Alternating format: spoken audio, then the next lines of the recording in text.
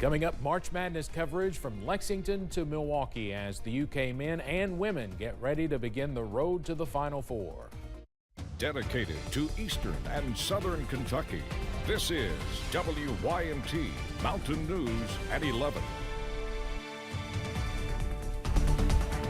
Good evening, I'm Steve Hensley. Thanks for staying up late with us. From this point on, it's win or go home, and the Wildcats do not want their season to end until it reaches San Antonio.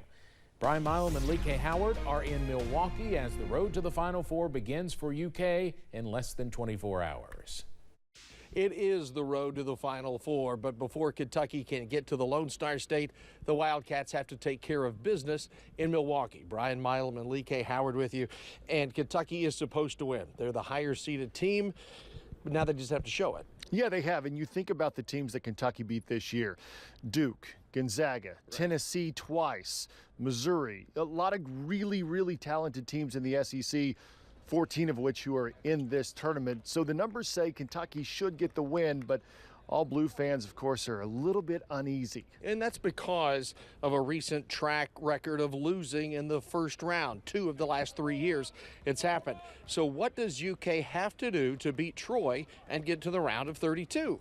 You just go out there and play hard in the team. You know, obviously we have a lot of talent, probably one of the most talented teams in the country. As long as you go out there, play hard, and carry out the game plan, we'll walk out here with a W. Oh, yeah, I wouldn't say it's pressure. You know, we're really not stressing on it. Just going out there, do what we do. I got a whole bunch of faith in my team, so I feel like there's no pressure about that at all.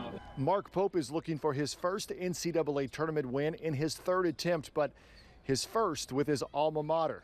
Kentucky's coach has all the confidence in the world because he believes in his guys. I'm really blessed that I get to coach guys that I really believe in, that are really unbelievably talented basketball players, that are really, really tied together, that are prepared for the moment. When the big moment comes, they've showed that over and over and over again this season. And so my job gets really easy because I have so much faith in our guys. So it's Kentucky and Troy in the first round of the Midwest region. The winner gets Illinois or Xavier. Reporting from Milwaukee, Brian Milam and Lee K. Howard. Let's go back to you.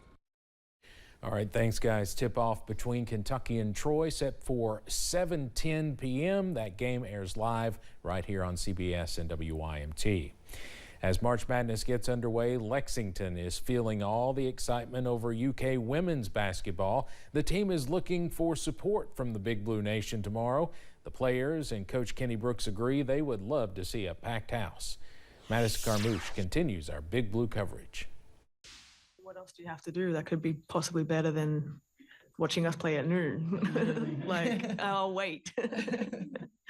UK women's guard Georgia Amore took Thursday's news conference as a chance to ask fans a good question. If you're not watching the number 4 seed women's team play in Lexington, what are you doing? We're here for March Madness to see some games this weekend. Michael Samuels is from New York and says the UK women were not on his bucket list after a canceled trip to Las Vegas, but anything happens in Lexington. Do you feel swayed? Maybe we do feel swayed. I don't know. I've never been to a women's college basketball game, but I'm not against it. For the fans who need an extra push, Coach Brooks took to social media to introduce school and work excuses to bring fans out. I did see that today. That's cool. Yeah, what do you guys think of? What do you think of it? I thought it was really cool. I would love to go. Maybe, get out of class, College sucks sometimes. Lifelong Cats fan Hunter Gullett says this is a big year for Kentucky on the men and women's sides. Georgia Amore is unbelievable. Coach of the year, Kenny Brooks, unbelievable what he's done again in year 1. I mean, it's incredible to see what both Kentucky coaches have done in year 1. So hopefully both the good teams make a deep run this year. Coach Brooks says hosting an NCAA tournament game is a big perk fans should take advantage of this year. There's a lot of things going on in Lexington this weekend, but I don't think anything's as exciting as being in here in historic Memorial, cheering on your Wildcats. In Lexington, Madison Carmouche, WKYT. The 4C Cats host their opening round game against 13th seeded Liberty at noon in Memorial Coliseum. You can watch it on ESPN.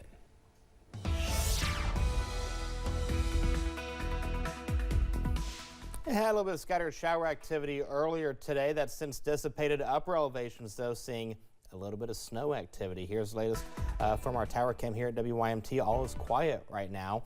earlier we did have some rain push through the area. There's a look at live pinpoint Doppler radar. You can see in the upper elevations of Harlan County, Lee County, and Virginia, as well as portions of Wise County, and a little bit over across portions of Pike County, seeing a little bit of snow. Again, that's being picked up in the upper elevations. Everybody else right now is staying mainly quiet. Right now, we're seeing temperatures hovering right around freezing from top to bottom. 36 in Moorhead, 34 in Hazard, 36 in Jonesville. Substantially cooler now as compared to this time yesterday.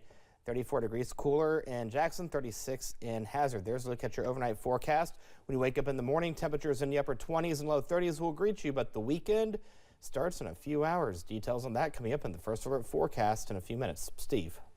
All right, Eric, thanks. A forest fire caused a scare and led to evacuations yesterday afternoon in Pikeville. Crews were told a transformer had possibly blown, causing trees behind the Northgate apartment complex to catch fire. When first responders arrived, they found heavy smoke, and the wind was not helping matters. We spoke with the Division of Forestry. They estimated probably 60 to 70 acres in total on both sides of the ridges. It not only caught one side of the ridge, but it caught the other side of the ridge as well. The apartment complex was evacuated as a precaution. The fire is contained and has been monitored throughout the day. No injuries were reported.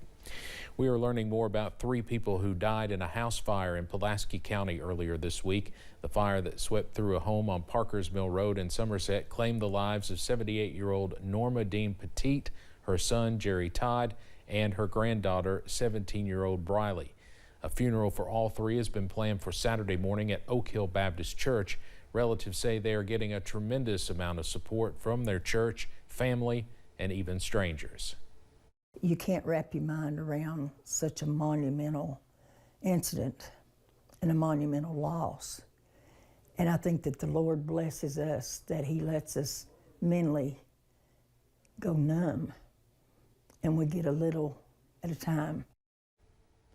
The fire also injured Briley's father, 53-year-old Brian, who is still being treated for serious injuries at a Louisville hospital. A woman in Laurel County is accused of assaulting an ambulance crew member. Deputies arrested 28-year-old Olivia Thomas of Corbin Wednesday evening after a complaint. They said Thomas was with a child, disoriented, and possibly on drugs. She was taken to Baptist Health Care, where an ambulance crew member claimed he was assaulted by Thomas on the way to the hospital. Thomas is facing several charges and was taken to the Laurel County Correctional Center. During a special called meeting in London today, the City Council gave some clarity on an executive order from Mayor Randall Weddle. That order would create an executive security team for Weddle, his family, and specific city government members. While most discussion of the order was postponed to a regularly scheduled council meeting, one council member gave a statement on it. And I do want to make a statement on this in regard to the executive security team. I think there's some misconception that the city or the city council is receiving this type of protection, and that is false. That is the farthest from the truth, probably.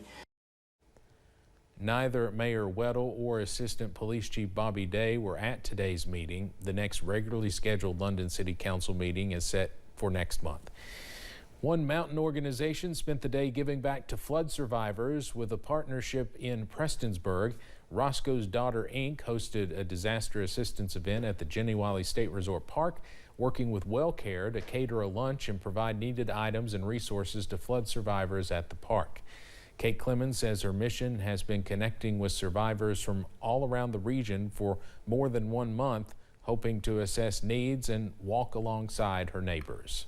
We began receiving calls, pleas really, begging for help, people stranded in their cars, they didn't know where to go. So we've been assisting with shelter options in all these counties from the very start, but today is the first day that we're able to be on the ground and do intake. Clemens says a lot of the ongoing work has focused on immediate needs, but she wants to help her people long term, so she has been collecting data to keep in touch. 2 new disaster recovery centers are opening in Johnson and Leslie counties. The center in Johnson County is opening Saturday at the KCTCS Mayo Campus Auditorium in Paintsville. The center in Leslie County is opening tomorrow, Friday, at the 911 Dispatch Center on Highway 421 in Hyden. Both centers are for survivors of the February 14th through March 7th severe storms and flooding. The hours are from 7 a.m. to 7 p.m. Monday through Saturday, and Sunday from 1 p.m. until 7 p.m. For more information, you can find this story on our website, WYMT.com. After years of delays, TSA will begin enforcing Real ID on May 7th. To get ready, Louisville's airport is alerting passengers about the importance of arriving early. Starting May 7th, you'll need a Real ID or a passport to board a commercial flight. Now, if you do not get one in time, you will still be able to fly, we understand, but TSA says there will be an extra verification process that will slow you down in the security line. Officials say they are always busiest in the mornings, and air travel will pick up this summer too, so they encourage you to plan ahead.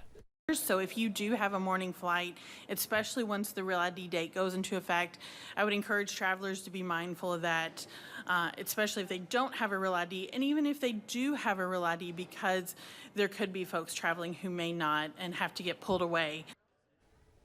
You can learn more about getting a Real ID at drive.ky.gov.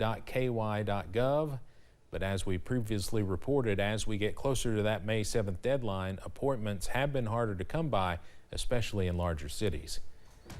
Coming up on Mountain News, a new executive order from President Donald Trump takes a step toward dismantling the Federal Department of Education.